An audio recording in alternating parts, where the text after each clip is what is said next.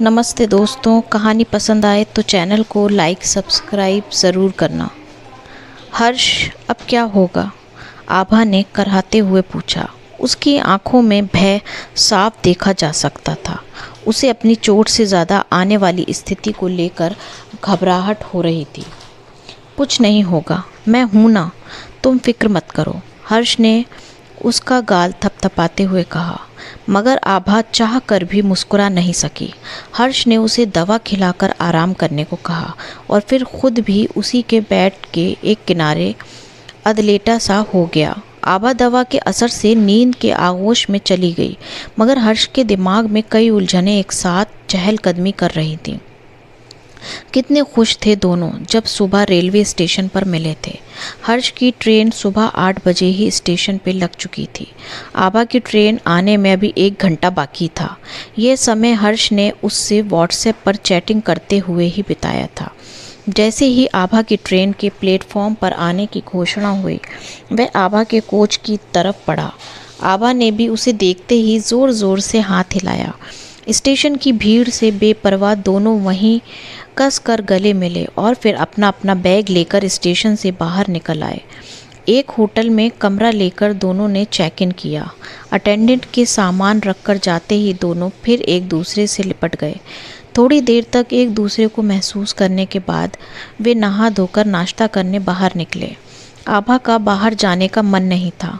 वह तो हर्ष के साथ पूरा दिन कमरे में ही बंद रहना चाहती थी, मगर हर्ष ने ही मनोहार की बाहर जाकर उसे जयपुर की प्याज की स्पेशल कचौड़ी खिलाने की, जिसे वह टाल नहीं सकी थी। हर्ष को अब अपने उस फैसले पर अफसोस हो रहा था कि ना वह बाहर जाने की जिद करता और ना यह हादसा होता। होटल से निकलकर जैसे ही वे मुख्य सड़क पर आए, पीछे से आती एक अनियंत्रित कार ने आभा को टक्कर मार दी। वह लहूलुहान सी वहीं सड़क पर गिर पड़ी। हर्ष एम्बुलेंस की मदद से उसे हॉस्पिटल ले गया। एक्सरे जांच में आभा के पांव की हड्डी टूटी पाई गई। डॉक्टर ने 6 सप्ताह के लिए प्लास्टर बांध हॉस्पिटल से डिस्चार्ज कर दिया। तभी मोबाइल की आवाज़ से आभा की नींद टूटी। उसके मोबाइल में रिमाइंडर मैसेज बजा। लिखा था, से हैप्पी एनिवर्सरी टू हर्ष। आभा दर्द में भी मुस्कुरा दी। पिछले साल उसने हर्ष को विश करने के लिए यह रिमाइंडर अपने मोबाइल में डाला था। दोपहर 12 बजे जैसे ही रिमाइंडर मैसेज ने उसे विश करना याद दिलाया, उसने हर्ष को किस करके अपने पुनर्मिलन की सालगिरह विश की और उसी वक्त इसमें आज की तारीख सेट कर दी थी। मगर आज वह चाहकर भी ऐसा नहीं कर पाई थी, क्योंकि वह ज़ख्मी हालत में बेड पर थी। उसने एक नज़र हर्ष पे डाली और रिमाइंडर में अगले साल की डेट सेट कर दी।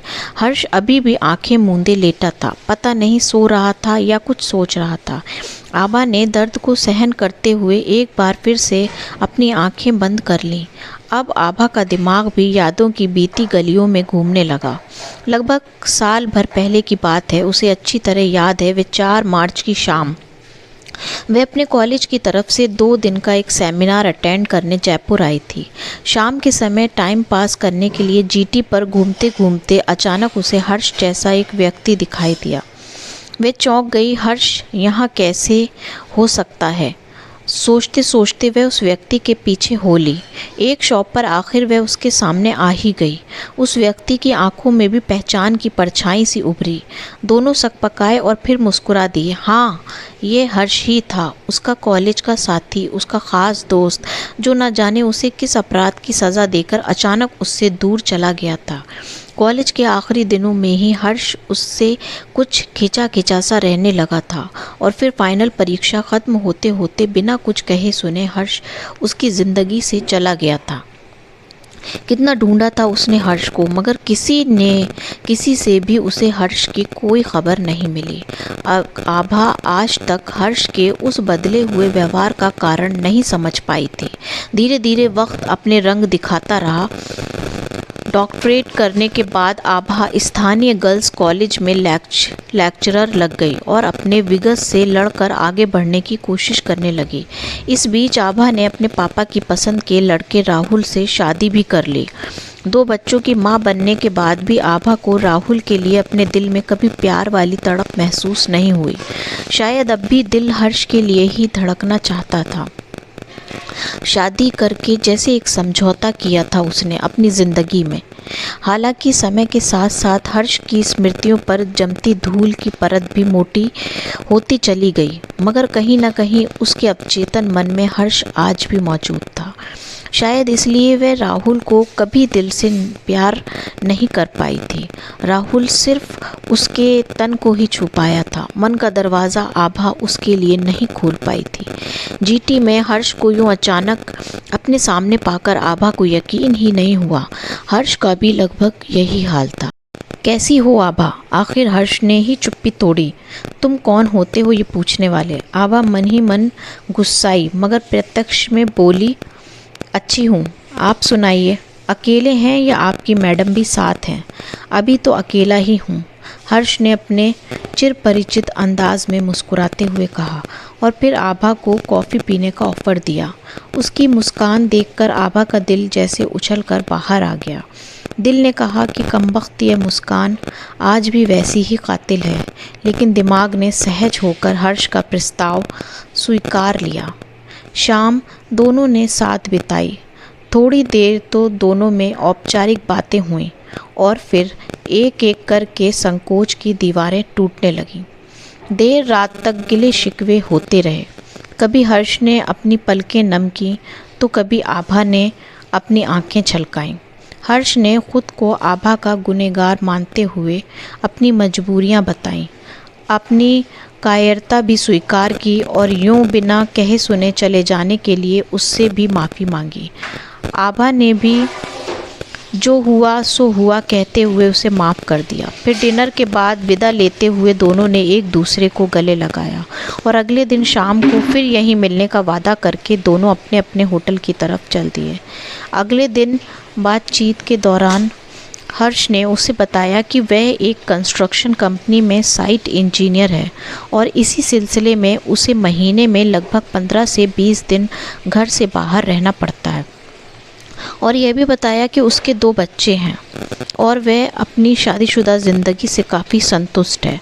तुम अपनी लाइफ से संतुष्ट हो या खुश भी हो? एकाएक आभा ने उसकी आंखों में देखते हुए पूछा। दोनों स्थितियां अलग होती हैं क्या? हर्ष ने भी प्रति प्रश्न किया। वक्त आने पे बताऊंगी, आभा ने टाल दिया। आभा की ट्रेन रात 11 बजे की थी और हर्ष तब तक उसके साथ ही था। दोनों ने आगे भी टच में रहने का वादा करते हुए विदा ली। अगले दिन कॉलेज पहुंचते ही आभा ने हर्ष को फ़ोन किया। हर्ष ने जिस तत्परता से फ़ोन उठाया उसे महसूस करके आभा को हंसी आ गई। बोली, फ़ोन का इंतज़ार ही कर रहे थे क्या? अब हर्ष को भी अपने उतावलेपन पर आश्चर्य हुआ। बातें करते करते कब 1 घंटा बीत गया दोनों को पता ही नहीं चला। आभा की क्लास का टाइम हो गया, वह पीरियड लेने चली गई। वापस आते ही उसने फिर हर्ष को फ़ोन लगाया। फिर वही लंबी बातें। दिन कब गुजर गया पता ही नहीं चला। देर रात तक दोनों व्हाट्सएप पर ऑनलाइन रहे और सुबह उठते ही फिर वही सिलसिला। अब तो यह रोज़ का नियम ही बन गया। न जाने कितनी बातें थीं उनके पास जो ख़त्म होने का नाम ही नहीं ले रही थी। कई बार तो यह होता था कि दोनों के ही पास कहने के लिए शब्द नहीं होते थे, मगर बस वे एक दूसरे से जुड़े हुए हैं यही सोचकर फ़ोन थामे रहते। इसी चक्कर में दोनों के कई ज़रूरी काम भी छूटने लगे, मगर न जाने कैसा नशा सवार था दोनों ही पर कि यदि 1 घंटा भी फ़ोन पे बात ना हो तो दोनों को ही बेचैनी होने लगती। ऐसी दीवानगी तो शायद उस कच्ची उम्र में भी नहीं थी जब उनके प्यार की शुरुआत हुई थी। आभा को लग रहा था जैसे खोया हुआ प्यार फिर से उसके जीवन में दस्तक दे रहा है, मगर हर्ष अब भी इस सच्चाई को जानते हुए भी यह स्वीकार करने की हिम्मत नहीं जुटा पा रहा था कि उसे आभा से प्यार है। हर्ष, तुम इस बात को स्वीकार क्यों नहीं कर लेते कि तुम्हें आज भी मुझसे प्यार है? एक दिन आभा ने पूछा। ये कहानी आपको कैसी लगी, इसका अगला पार्ट मैं अगले वीडियो में लेकर आऊँगी।